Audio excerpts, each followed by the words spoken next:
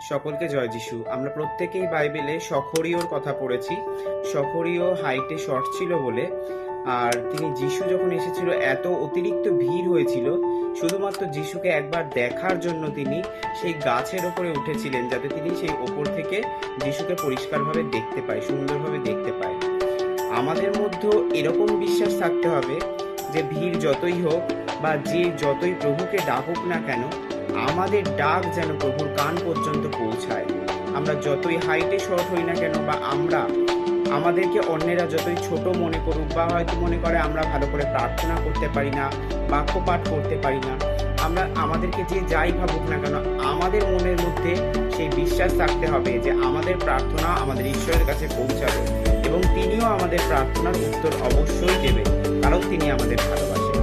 যেমন তিনি সখরিয়াকে ভালোবেসে তার গৃহীতে খাওয়ারও খেয়েছিলেন। ঈশ্বর প্রত্যেককে আশীর্বাদ।